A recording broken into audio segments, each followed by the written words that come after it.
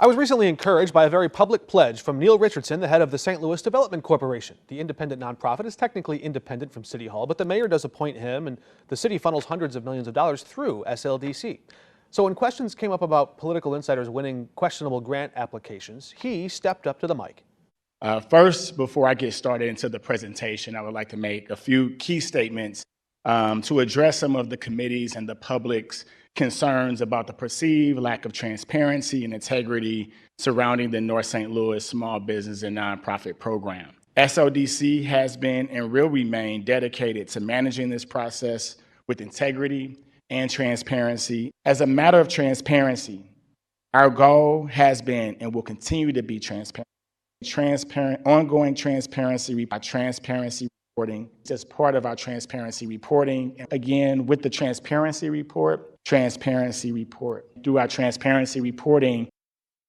Okay, we'll stop the tape there, but he would go on to dedicate himself and SLDC to transparency, saying that word 33 times in that hearing. We counted them up.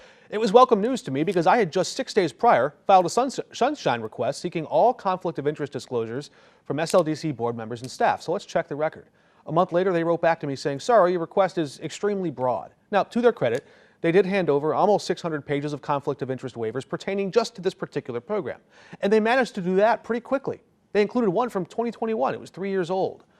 So I wrote back and said, by definition, the request cannot be construed as overly broad as it only pertains to a specific type of standard conflict of interest document, which is in the public interest. And I said that these conflict of interest forms are not filed daily or even periodically.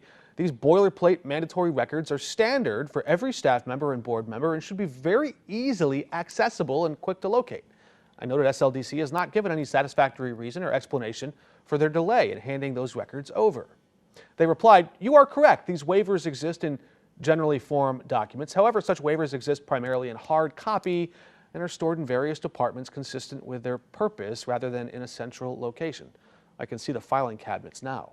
A month later, they write back and say, if we want to see those conflict of interest disclosures, we have to pay them at least $300. They estimate it would take 15 hours of work to go through and find them all. And once they finish looking for them, after we've paid them, they might charge us even more at $20 an hour as, quote, actual costs for staff time may be higher as research progresses. Transparency, if you can afford it. And I guess there was some transparency in telling us how disorganized all their documents are in the first place. If you're wondering, yes, state law does allow for this transparency tax. It also empowers government to waive it in the public interest. We hope they would reconsider.